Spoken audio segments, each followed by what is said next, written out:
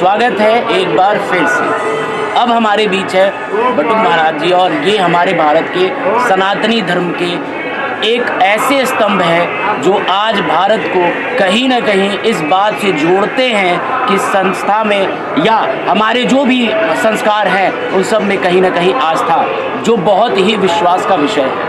ऐसे ही आस्थाओं के विश्वास में आज ज्ञान व्यापी के ऊपर जो हमारी रिसर्च आए, जो हमारे आर्कियोलॉजिकल सर्वे ऑफ इंडिया ने रिपोर्ट दी, उसके बाद जो ये 32 साक्ष्य हमारे लिए मिले, हमारे महादेव के प्रमाण के रूप में मिले हैं, उस पे अब हम लोगों का क्या राय हो, हमारा अगला कदम क्या होगा, इस बात के लिए हम आए हैं हमारे बटुक जी महाराज के पास। देखते हैं महाराज जी की राय क्या है। जो हमारे ज्ञान व्यापी मंदिर के लिए जो फैसले आए हैं 32 पन्ने में, या जो हमारे माननीय मुख्यमंत्री योगी आदित्यनाथ जी ने जो लगभग 100 पन्ने के आसपास में जो रिपोर्ट हमारे उसमें दिया गया है, वह भी, और चाहे त्रिशूल का साक्ष्य हो, चाहे नंदी का साक्ष्य हो, चाहे वह प्रभु श्री राम नाम का साक्ष्य हो, ये अनेक प्रकार के साक्ष्य हमारे सामने आए हैं। अब चाहे अगली कमेटी में ये भले उसमें हो कि नहीं, हमारे पास अभी कोई साक्ष्य ऐसा उनको ये देखने को,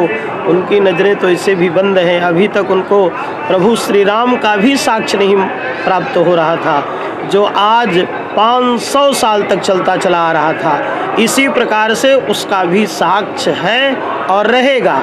जैसे हमारे सनातनी, हमारे प्रभु श्री राम का यह 500 साल तक चलता चला आ रहा था, जो आज बृहद रूप में उसका सुंदर निर्माण और प्राण प्रतिष्ठा के रूप में हम सब देख रहे हैं। इसी प्रकार से ज्ञान व्यापी भी उसी आनंद आंदोलन के साथ हम लोगों के हाथ में, हम लोगों के सब के साथ में प्रभु भोलेनाथ का हम लोग अभिषेक और आनंद के साथ हम सारे सनातनी, सारे हिंदू भारतवासी भगवान भोलेनाथ का दिव्य दर्शन और प्रतिष्ठा महोत्सव का आनंद लेंगे। पूज्य बटुक जी महाराज, श्री राम वृंदावन। अच्छा महाराज जी, मैं ये पूछना चाहता था कि जैसे इस पे हमारे कुछ मुस्लिम भाइयों का बहुत जबरदस्त विरोध आ रहा है हम लोगों के पास कि भैया ये नहीं करना है, ऐसा नहीं था, 1000 साल से हमारे वहाँ साक्ष्य पड़े हुए हैं, तो आपका क्या विचार है? मुस्लिम भाइयों के लिए आपकी तरफ से क्या शब्द है? मुस्लिम भाइयों के लिए, उनके लिए तो अयोध्या का भी साक्ष्य भी था,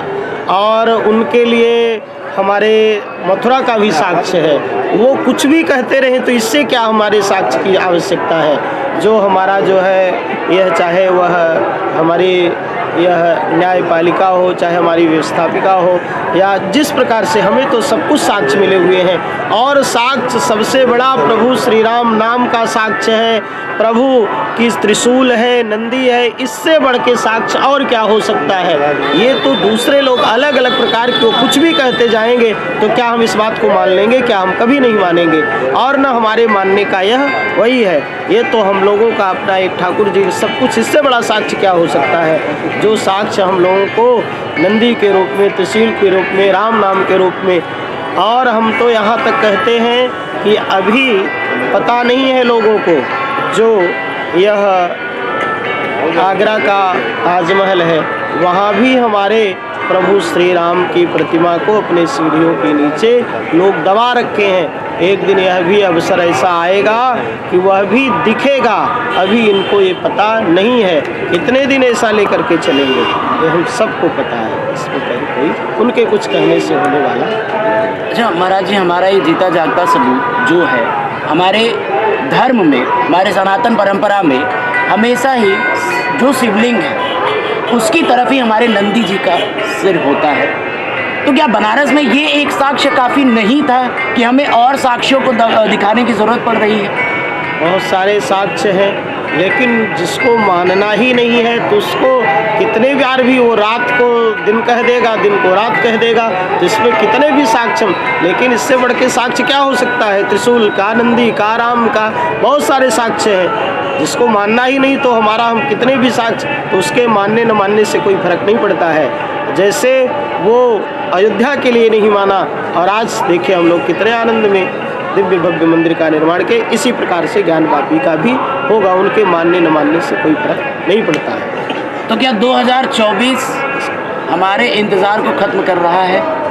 क्या काशी में बाबा विश्वनाथ फिर से अपने उसी प्रचंड रूप में आने वाले हैं। क्या ये 2024 हमारे लिए बिल्कुल सारे जितने भी समाधान रहे वो सब पाकर क्या अब काशी हिंदुओं की नगरी फिर से होने वाली है कि नहीं? वो काशी नगरी भोलेनाथ की है, हिंदुओं का एक जो है हम समस्त भारत विश्ववासियों के लिए हमारे आराध्य हैं। और काशी का एक एक कंकड़ वह एक शंकर के रूप में है। इस प्रकार से जो है वो हमारे लिए सदैव आदरणीय हैं और रहेंगे हमारे पूरे भारतवासियों के लिए, और सदैव सदैव के लिए वह आनंद तो आज भी हमारे काशी में है और होता ही रहेगा। वह चाहे ज्ञानवापी का लोग सोचे, चाहे विश्वनाथ भगवान का, और अभी तो हमारे अयोध्या का यह आनंद हुआ है, अब मथुरा काशी वह भी बाकी है, तो वो भी आगे जल्दी आने वाला है। चलिए महाराज जी, बहुत बहुत धन्यवाद आपका कीमती समय हमें देने के लिए।